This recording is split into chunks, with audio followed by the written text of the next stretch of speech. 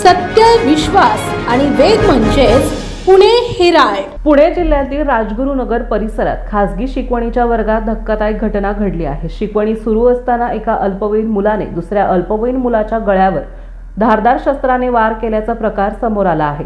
या घटनेमुळे परिसरात एकच खळबळ उडाली असून पालकांमध्ये भीतीचे वातावरण निर्माण झाले आहे. पोलिसांनी दिलेल्या माहितीनुसार राजगुरुनगर येथील एका खासगी शिकवणी वर्गात पहाटेच्या सुमारास ही घटना घडली. संबंधित सर्व अल्पवयीन विद्यार्थी एकाच वर्गात शिकवणी घेत होते. शिक्षक अध्यापन करत असतानाच अचानक हा हल्ला करण्यात आला.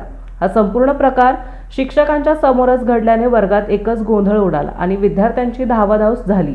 प्राथमिक माहितीनुसार अल्पवयीन मुलाच्या टोळक्यातील वादातून ही घटना घडल्याची शक्यता व्यक्त करण्यात येत आहे. हल्ला केल्यानंतर संबंधित अल्पवयीन मुलगा दुचाकीवरून घटनास्थळावरून पसार झाला असून राजगुरुनगर पोलीस त्यांचा शोध घेत आहेत. या घटनेत जखमी झालेल्या अल्पवयीन मुलावर रुग्णालयात उपचार सुरू होते. हल्ला झाल्यावर त्याची प्रकृती गंभीर होती. अतिरक्तस्रावामुळे त्याचा मृत्यू झाला आहे. अल्पवयीन मुलामधील वाद इतक्या टोकाला जाईल अशी अपेक्षा कुणालाही नव्हती, अशी प्रतिक्रिया स्थानिकांकडून व्यक्त केली जात आहे.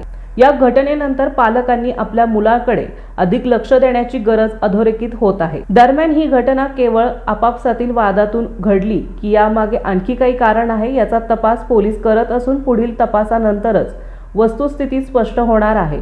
मुलांकडे धारदार शस्त्रे कशी येतात याकडेही गांभीर्याने पाहण्याची आवश्यकता असून विद्यार्थ्यांच्या शाळेच्या दप्तराची नियमित तपासणी गरजेची असल्याचे मत व्यक्त केले जात आहे.